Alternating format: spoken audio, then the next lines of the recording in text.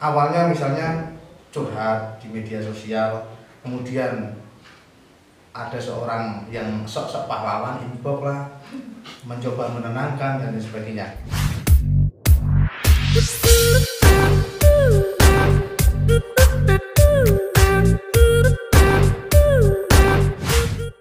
Assalamualaikum warahmatullahi wabarakatuh.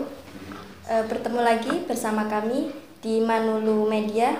Kali ini kita akan ngobrol santai atau belajar bareng tentang bijak dalam menggunakan media sosial. Nah, di era digital seperti ini, media sosial sudah menempati atau sudah menjadi gaya hidup masyarakat. Jadi, kita harus berpikir kritis dan bijak dalam menggunakannya atau mengkonsumsinya. Nah, di sini saya sudah ditemani oleh narasumber kita, yaitu Bapak Nurkolis. Beliau adalah salah satu guru di MANU Luhur Ulum. Beliau juga seorang jurnalistik. Untuk Pak Nurkolis. Oh ya. Gimana kabarnya, Pak? Alhamdulillah baik-baik saja. Ya. Setelah semalam hujan ya agak dingin tapi di tubuh rasa enak. Ya, saya minta waktunya sedikit ya Pak ya di sini untuk belajar bareng. Gini Pak, untuk saat ini media sosial itu kan sangat berperan bagi kehidupan kita. Nah, tapi kebanyakan masyarakat itu belum tahu atau belum pandai atau belum bijak dalam menggunakannya. Nah, biar lebih jelasnya, apa sih Pak media sosial itu Pak? Ya, pertama-tama Assalamualaikum warahmatullahi wabarakatuh. Ya teman-teman dari media Manulu yang kami cintai, saya sangat senang bisa hadir dalam acara Jagong bareng ini, dan tentunya sangat istimewa bagi saya karena bisa hadir dalam acara ini. Oke, selanjutnya memang peran media sosial saat ini itu sangat besar sekali, bahkan persentasenya kalau di Indonesia itu hampir 98%. Jadi anak-anak, orang tua, remaja, dewasa itu hampir semuanya menggunakan smartphone. Mereka bisa mengakses internet di mana saja dan kapan saja. Nah, ini suatu kabar yang bagus, tetapi juga sekaligus kabar yang tidak enak. Bagusnya apa? Karena masyarakat mulai sadar terhadap internet. Keberadaan internet sudah menjadi kebiasaan yang wajar di masyarakat. Tapi di satu sisi, keberadaan internet terutama yang tidak bisa menggunakan secara arif itu juga bisa menjadi bumerang. Salah satunya misalnya media sosial. Mulai ramai di Indonesia itu sekitar tahun 2005. Itu pemerintah Indonesia sudah mulai geger untuk membuat undang-undang ITE atau undang-undang informasi dan transaksi elektronik. Itu sudah mulai geger. Hanya tahun 2008 kemudian diundangkan, ITE itu nomor berapa saya lupa. Itu sudah mulai diundangkan dan saat ini itu sudah mulai diberlakukan. Nah, yang menjadi titik fokus dari UU ITE itu apa? Itu adalah media sosial. Kenapa media sosial kok tidak media mainstream? Nah, ini perlu saya tekankan. Ada perbedaan benang lurus antara media sosial dengan media mainstream. Media mainstream itu seperti yang kita lihat di TV misalnya, terus koran itu media mainstream. Terus kemudian media online tapi yang sudah terdaftar di Dewan Pers itu juga media mainstream. Nah, yang menjadi kacau saat ini itu adalah banyaknya media sosial. Kita tahulah Facebook, Twitter, apalagi itu Line, terus dan banyak lagi. Itu kalau kita tidak bisa menggunakannya secara arif, itu justru bisa menjadi bumerang bagi kita. Contoh yang sangat sederhana, seperti masyarakat kita itu masih banyak yang mengenyam yang namanya media Facebook, media sosial Facebook. Orang bisa curhat di sana, orang bisa misoh-misoi istilahnya. Iya. Di sana bisa mencaci maki orang di sana, bisa mengupload data seenaknya sendiri tanpa ada filter yang jelas. Itu Facebook. Kemudian Twitter juga begitu.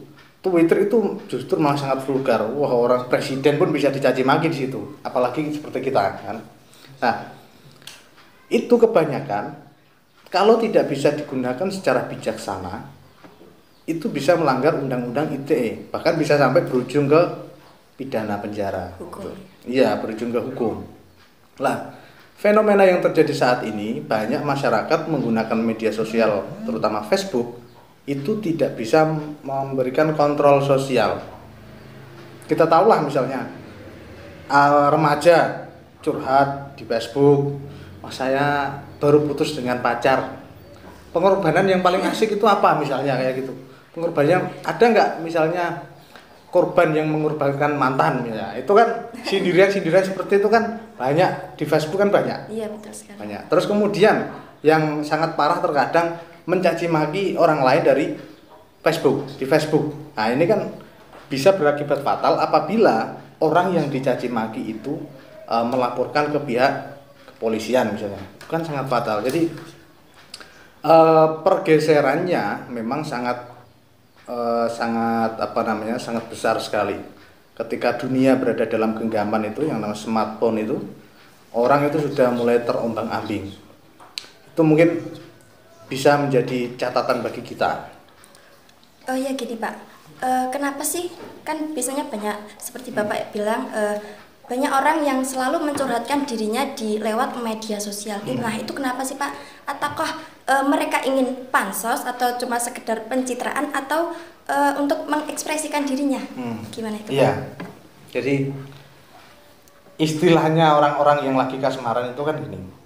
Adanya media sosial itu, terus adanya teknologi informasi seperti smartphone, handphone itu kan bisa mendekatkan yang jauh dan menjauhkan yang dekat. Nah, ketika orang sudah tidak memiliki teman curhat misalnya, atau dia lebih asik dengan dunia gadgetnya, itu dia akan curhat pun itu di media sosial. Adalah efeknya sangat besar. Saya itu pernah tidak jauh-jauh di Pati itu ada orang yang dikasuskan karena ITE. Terus ada orang pencabulan misalnya, itu karena berawal dari media sosial. Terus ada orang yang menjadi korban pelecehan seksual itu juga karena awalnya itu dari media sosial. Nah, ya seperti itu. Awalnya misalnya curhat di media sosial, kemudian ada seorang yang sok-sok pahlawan inbox lah, mencoba menenangkan dan sebagainya. Dan itu pun terjadi bahkan bisa merusak rumah tangga orang. Wah, kalau seperti itu sudah banyak. Orang yang awalnya suami istri, gara-gara misalnya yang perempuan itu curhat, wah suami saya kayak gini, solusinya lor misalnya gitu. Itu banyak yang menjadi korban kayak gitu. Terus ada lagi, belum lama ini itu ya orang biasa, dia menyamar sebagai polisi, tapi korbannya itu dari media sosial. Jadi dia memfilter semua orang-orang yang ada di pertemanan Facebook misalnya, yang sekiranya dia terlihat galau itu dimasuki, terus diberikan nasihat-nasihat, terus sehingga ujung-ujungnya itu dia ingin memanfaatkan si perempuan itu, korban itu, bahkan sampai bisa memberikan uang 100 juta itu juga pernah. Itu korban Facebook. Oh jadi gitu Pak, berarti mengonsumsi atau menggunakan medsos itu sendiri akan berakibat fatal atau sangat negatif jika kita tidak berpikir secara kritis dan memfilternya. Benar, itu benar sekali. Jadi terutama kalau menurut saya, terutama yang sangat rentan itu adalah remaja. Taruhlah kita seumuran dewasa lah, misalnya di atas 18 tahun, itu sangat rentan karena dia apabila tidak menggunakan medsos dengan bijak, itu dia akan sudah terjerat oleh undang-undang ITE. Kecuali kalau misalnya masih di bawah 17 tahun, itu bisa lah misalnya diantisipasi dengan undang-undang anak itu bisa. Tapi kalau sudah di atas 18 tahun itu dia 17 tahun itu dia bisa kena undang-undang ITE, dan itu sangat-sangat riskan sekali. Beruntungnya kayak gini, masyarakat kita itu masih belum banyak yang menyadari hal itu. Jadi kalau kita lihat masyarakat itu mencaci maki di Facebook itu sudah hal yang biasa. Padahal kalau misalnya yang dicaci maki itu orang yang misalnya orang yang sudah berpengalaman, sudah malang melintang di dunia kejaksaan, hukum dan sebagainya, itu bisa dipidanakan. Itu sangat berbahaya sekali. Sehingga anak-anak muda itu mau tidak mau dengan adanya undang-undang ITE itu memang harus hati-hati dalam bermedsos. Bahkan sekelas presiden pun itu bisa dipermasalahkan loh, di Twitter itu banyak loh, itu bisa dipermasalahkan. Nah, itu memang dunia saat ini kita memang berada dalam gerbong yang namanya media sosial. Bahkan yang media mainstream pun sekarang itu sudah mulai bergeser. Kita tahu media sosial itu sangat cepat sekali. Ada info misalnya orang kecelakaan, tidak langsung lama lah, 1 menit itu sudah ada di Facebook. Karena diposting itu. Iya, diposting sudah di Facebook. Orang kemudian melihat. Nah, perbedaannya dalam hal semacam itu, kalau media sosial itu lebih cepat, tapi kalau media mainstream lebih akurat. Ya. Nah, media sosial itu kan biasanya video kemudian difoto. Ya. Tapi misalnya langsung ditulis caption kecelakaan lor, tapi tidak disebutkan di mana, siapa yang kecelakaan, karena apa, kronologisnya bagaimana, nggak disebutkan.